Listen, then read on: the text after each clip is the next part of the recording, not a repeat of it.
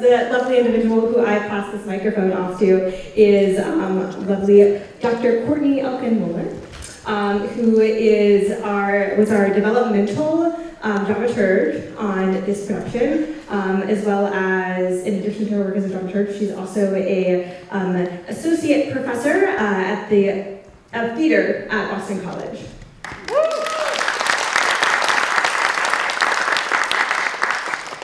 Next down the line is one of our own from SDSU here. This is Dr. Olivia Chilcote. Dr. Olivia is an assistant professor of American Indian Studies here, with a focus in the areas of interdisciplinary Native American studies, federal Indian law and policy, Native American identity, and Native California.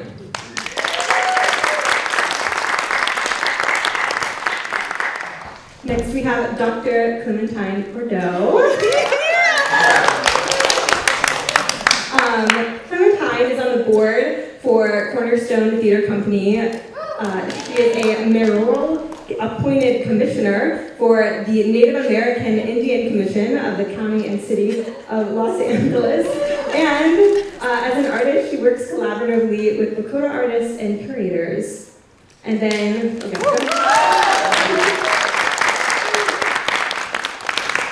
and then our last in the line, you've seen a little bit of them tonight.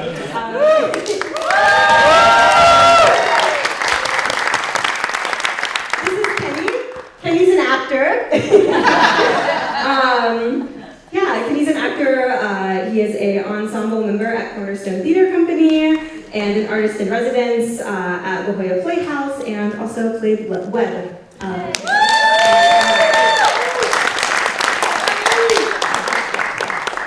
So now I'm just going to make some space for you all to, if you would like to share any initial responses. So thank you so much. I feel like they should start with initial responses, right? No, I mean, we're all like, Because they nah. haven't seen it. because I haven't seen it. Okay. Oh, Yes, because Courtney hasn't seen it. I guess we've seen it a lot. Yeah. Hello, can you hear me? Yeah. Hi, so I'm Clementine. I'm also Sichangu Ogwalo Lakota. So I think being able to see my community represented in a musical was very exciting for me. I grew up on the Pioneers Reservation. My parents were young parents during the occupation of Wounded Knee in '73. And so it was really exciting and I grew up watching music. I never really got to see musicals in person because who does musicals on the res? Maybe Ziggy, Stardust Me. But I think being able to see that representation as like my young Lakota queer self was just like screaming and crying inside. So it's really exciting, and I've also been a long time fan. I'm like president of Kenny's fan club.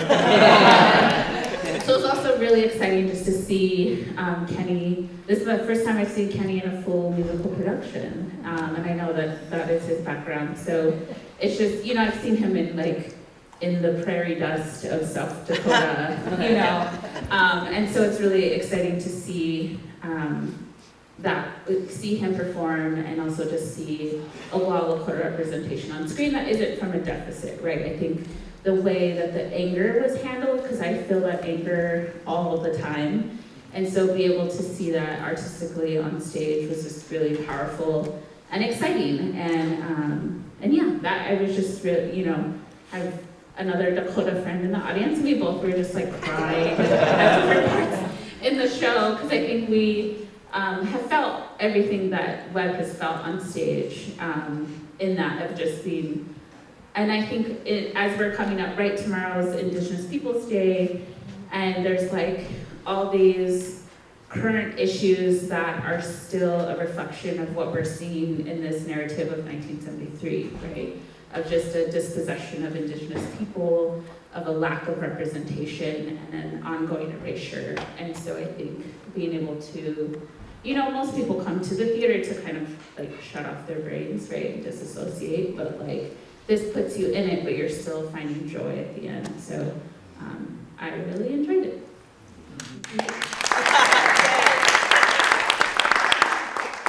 Thank you. So I am also Lisanio from the San Jose Band. which is one of the tribes here in San Diego County. So I think it was just really amazing to see this performance, especially with Kenny being Kumeyaay, like being able to perform on Kumeyaay land, I think is really monumental and just a really great thing for the SDSU campus, especially. I feel like it can't be overstated how significant it is here, just with the erasure of Native people here.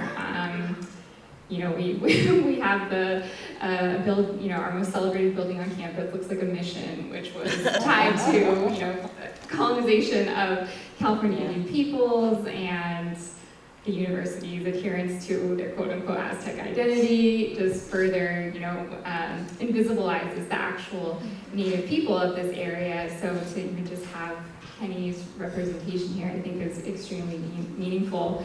And also myself as a Native person from San Diego County and then who works here, I think it was just incredible to have this here because, I've been working here since 2017, and I haven't really had, engaged with theater, with Native representation here on campus until now. So it's just been a really, really great experience for me. And just the whole performance itself was really amazing. And one of my first concerts was actually seeing David Bowie at the end. So I was like, wow, it was really cool. Too.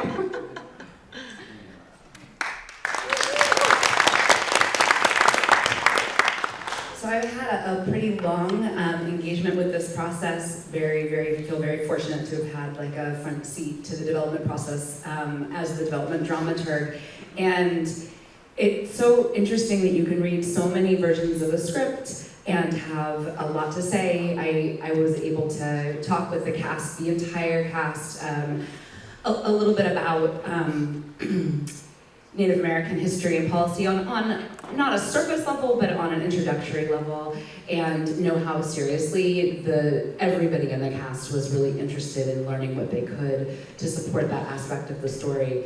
But getting to see it live and be in community is definitely, not only is that central to the goals of theater at its best, but it's really, when the three kids come together at the end and talk about the power of community, that's Indigenous knowledge and wisdom being dropped. And I feel like hopefully this musical has a journey beyond these halls. It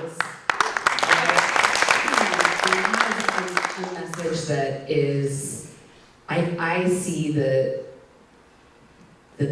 power of it being like that connection and community beyond one's own personal identity at a time where identity and identity politics can kind of divide folks.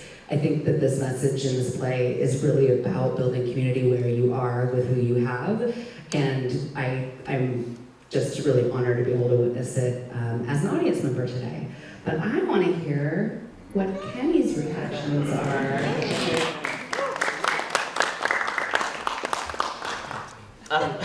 How come anyway, Kenny Ramos, which he, anyway, which he, Benegas, Napumal, Kwashamak, Verona, Indian Reservation, Kupai.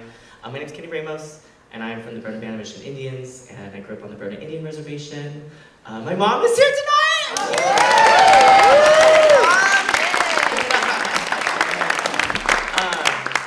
And that is how I'm an Ipai or Kumeyaay person. And yes, I played Web. And I got involved in the process at the first workshop. Danny had seen me in a play that I did with my company that I'm part of, Cornerstone Theater Company. Shout out to Peter! He's from Cornerstone! Danny had asked, I think, Peter, does he sing? And I was like, I think so, maybe. And then singing for you all. And yeah, I have a history. I'm trying to think, where do I start? Because this project has been very special and near and dear to me in numerous ways. One thing is that I have a history in musical theater as a Native person, which was really, it was really awful, actually. It was musical theater had treated me very poorly, and it was a pretty racist sect of theater to be a part of, with the representation of Native people doing shows like Peter Pan and Annie Get Your Gun, both I've done a couple times, and Pocahontas at this little youth theater. It was all very racist. And so from a really early age doing those shows, I was taught early on that it was, musical theater was not a safe place for me as a Native person. And if I were to speak out against any of those things, like teepees being in Pocahontas, which, hello, is like wrong. But anyway, no one cared when I was like, why are there teepees here? And they were like, just shut up and dance.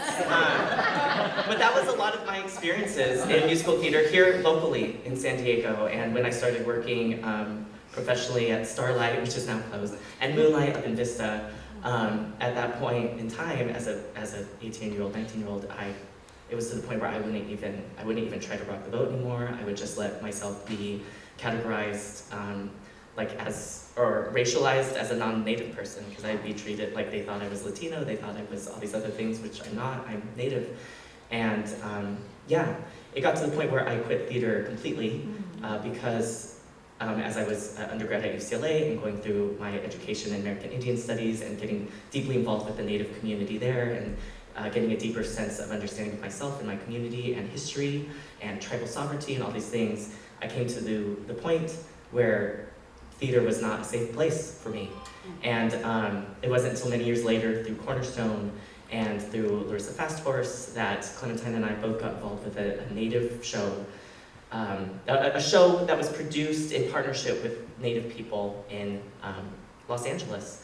And that started my career off, and since then I have performed. Yeah, shout out to Cornerstone!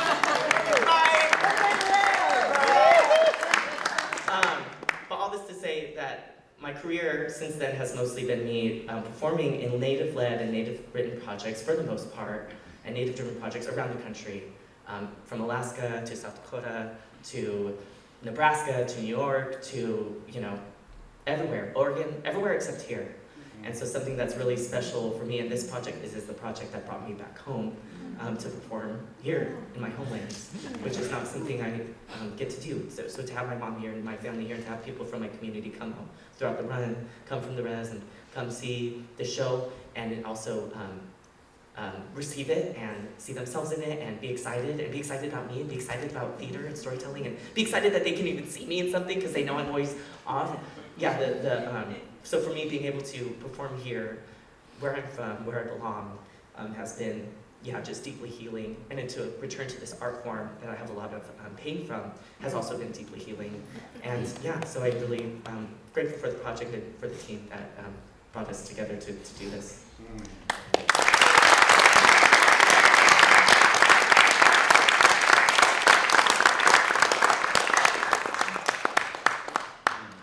Shall I keep going? No, I don't know. I don't know. What do we think? What do we want to talk about? Sarah, prompt us. Well, I know that we've I think all touched on this a little bit, but my next question was about if anyone would like to talk about the importance of Native American representation.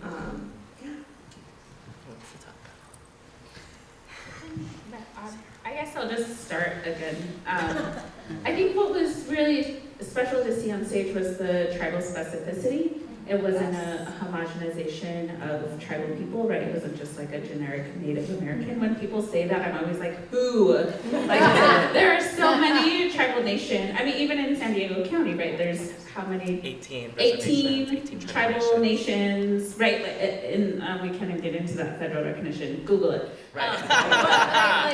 Right, there's 12 nations here in San Diego County. So when you say Native American, who are you talking about? And I think being able to see that specificity on stage, that this is a Oglala Lakota person from Pine Ridge, really grounds the character, right? And I think it's so ironic in a really positive way that I feel like Lakota people have played everybody, right?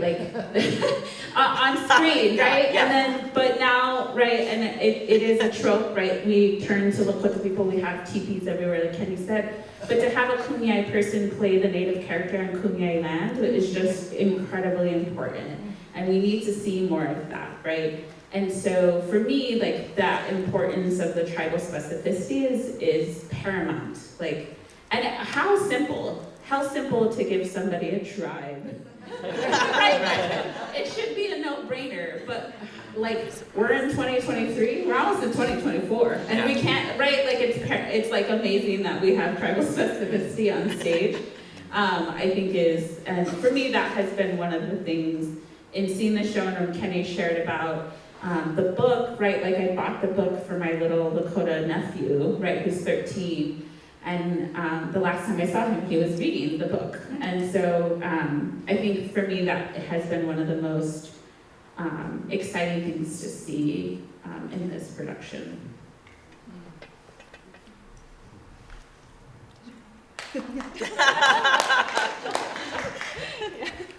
Representation matters. Right? And there's been so much and continues to be so much active erasure of Native peoples. And the homogenization I think that Clementine spoke to is extremely valid. And we did work, Brandon had done a lot of work in his writing to really like be specific with who this character would be and his grandfather. And then, you know, I tried to do my best to also bring in some of the specificity of that exact time period and what Wounded Knee has meant and means now and for generations for a variety of different reasons.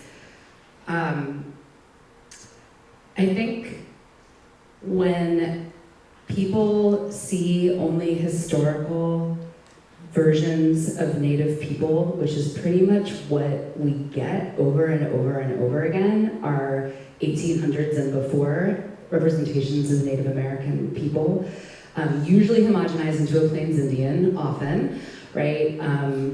Then what happens is folks can go about their business literally thinking that Native people are all dead.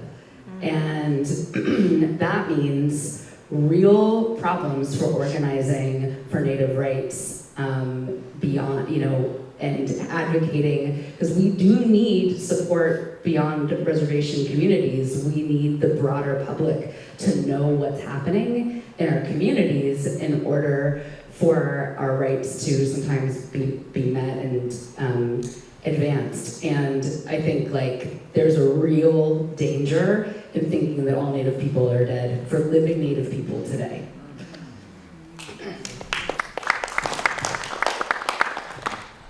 Yeah, I definitely agree. It's something that just comes up over and over again.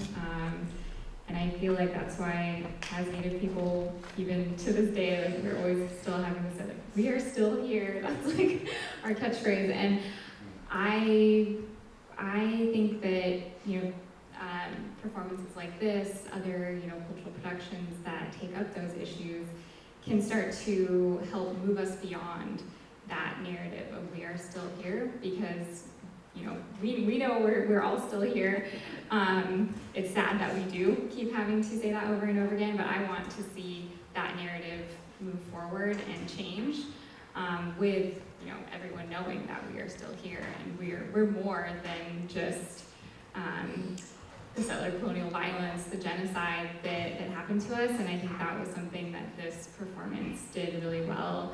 And also just in terms of the activism as well, there are definitely, you know, nods to the way that, you know, Wounded Knee and, you know, the activism of the 70s was, you know, it's very much situated in a much longer history of Native peoples fighting for our own rights and our own lives and for our communities. So it was really great to see the work that was put into making sure that was represented in a respectful and accurate way.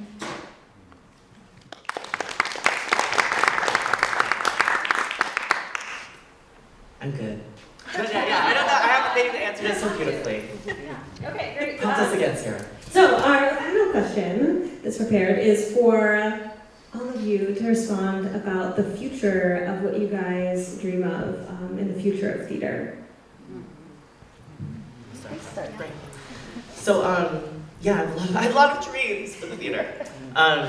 One, as a Kumeyaay theater artist, as someone that's really specializes in doing contemporary Native theater work, I long for a day, and I've done a lot of Native plays all around the country, like I mentioned, but I have yet to be a part of a production where the whole production team is Native, like a Native stage manager, Native designers, like we have I've had some here and there, but I dream of a time where we'll get to a point where every creative aspect and production aspect of the show is being kind of directed by Natives, and I'm excited about what that would mean in a sovereign sense, and creative sovereignty being exercised in that way in the theater, so that excites me. And actually, now I think about a Native musical, because I love musicals, and we should do let's get some Natives writing a musical.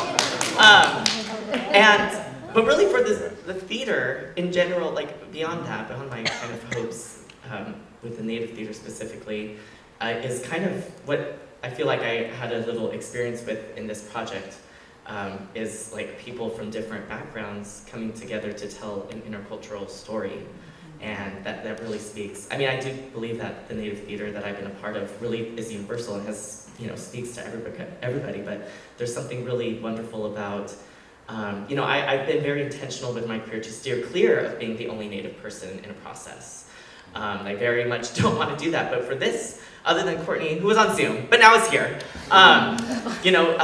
I was the only Native in the room, and I allowed myself to do that because after I read the first version of the script and heard the songs, I connected with it. I felt like it was doing something positive. It was a very endearing story, but also when I met Danny on Zoom and we were able to connect and get to kind of feel each other out, it felt like it was going to be, safe. And when I did the first workshop, I got to meet Brandon and Jesse and James, and that safety was confirmed. And so for me to be the only Native person in the room again, but to feel seen and heard and respected, that to me is the future. When we can build theater together interculturally, that helps build solidarity and understanding, and maybe is beneficial for everybody. And I think some scenes that really exemplify that I love in our show are with Starla, and the kind of the relationship that we see between Webb and Starla, and the kind of solidarity that grows between them, and being able to make theater in this piece with people from different backgrounds, it gave me hope for an intercultural future, and that's kind of what I dream for, I think.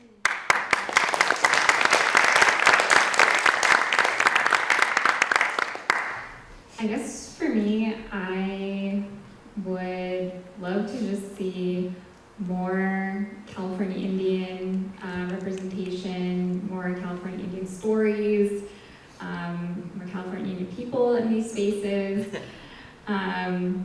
And I think, there's California itself, there's so many narratives about California and what it represents, what it means to people, but it means something to each tribal nation that's here, and I would love to see those stories instead of this sort of mythical idea of California that we're always confronted with.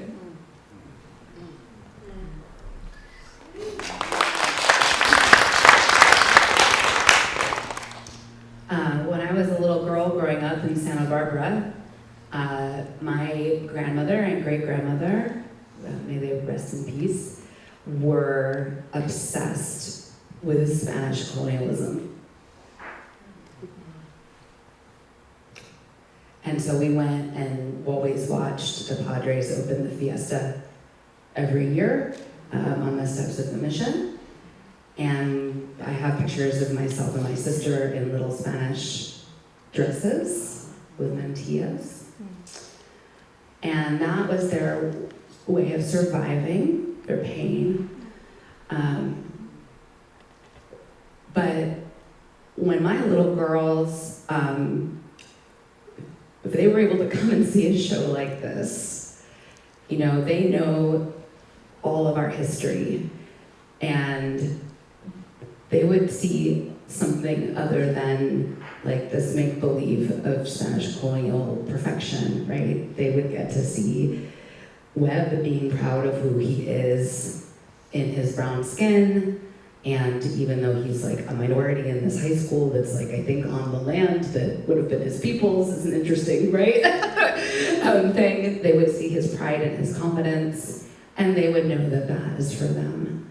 And so I want more of that experience for my daughters. They feel a lot more comfortable at a powwow than they feel watching Disney's Pocahontas, and for good fucking reason, right? So the more, it's not just about representation. I'm talking about it because I'm a mom and I'm thinking about my daughters. I've been away from them for 5 days, and so I'm thinking about them. But like, it's not just about the representation. It's about, we are the original storytellers of this land, and this land needs our stories for it to survive. Theater is, I still believe, because it requires community. I still think it's the best place for us to tell our stories and let them sing.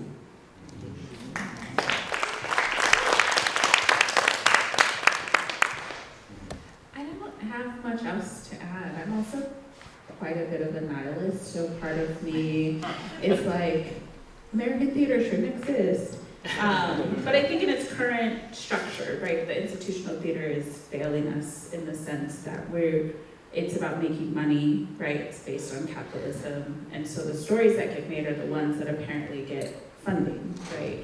And so for me, why I love Cornerstone so much is they meet community where they're at, and I think, like you said, Courtney, like we need community to tell these stories, and the theater that I want to see is the theater that is about the stories that you may not relate to, but you can still enjoy because it's a good story.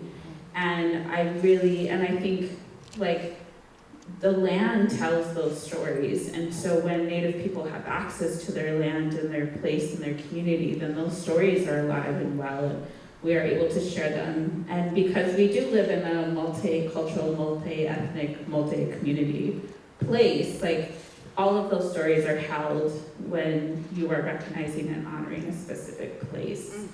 And so for me, that's what I want theaters to do, is engage with those places and to uplift those stories, like Olivia said, right? Like, we want to see more California Native stories. They should be the stories that are being told on this place, right, in this place. And the same, like, when I'm home, I want to see, like, the most popular plays are like the Passion Play. Like, how many times can we see Jesus die? Not that we right? But like, we know that story. But right, like, I want to see different stories and to challenge audiences to reach out to those stories as well. Because I think we don't give audiences enough credit that they can be smart and enjoy other stories that may not be themselves reflected on stage. Because I've had to do it my entire life, right. So other people can do that.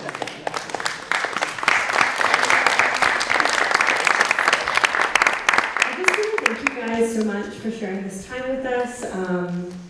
Do a round of applause.